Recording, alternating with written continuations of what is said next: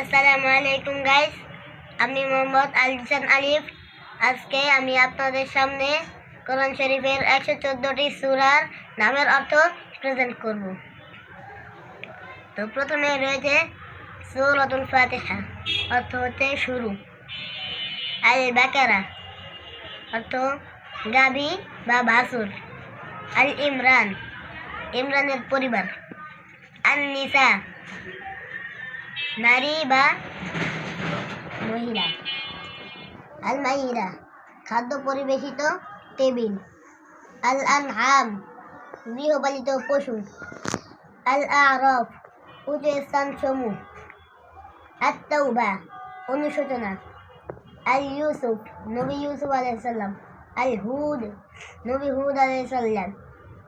আর রদ, বজ্রধ্বনি। আল ইব্রাহিম, নবী ইব্রাহিম আলাইহিস সালাম। আল হাইজ, পাথরে পাহাড়।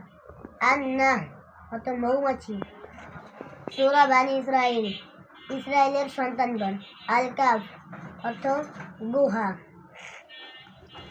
তারপর হচ্ছে আল কাফ, অর্থ গুহা। আল মারিয়াম, মরিয়ম নবী ঈসার মা। আতহা, তোমার। আম্বিয়া, নবীগণ। আল হাজ, অর্থ হজ। আল মুমিনুন, বিশ্বাসীগণ। আল আনফাল, আলো বা জ্যোতি। আল নূর, আলো বা জ্যোতি।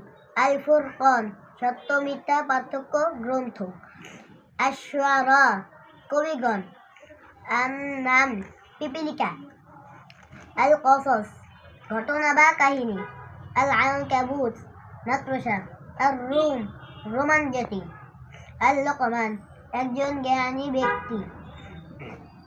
আশ-সাজদা, অর্থ সিজদা। আল আহজাব, অর্থ জোট। আশ-সাবা, রানী সাবা। আল ফাতির, অদরিব্য, অদৃশ্য। আল ইয়াসিন, অর্থ ইয়াসিন। আল সফাত, শরিকভাবে দাঁড়ানো। আল সাদ, আবৃবন্ধ সদ।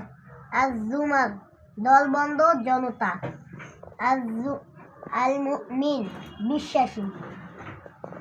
আল হামিম, সেজদা। স্পষ্ট বিবরণ। আশ-শুরা, পরামর্শ। আজ-যুখরুফ, সোনাদানা।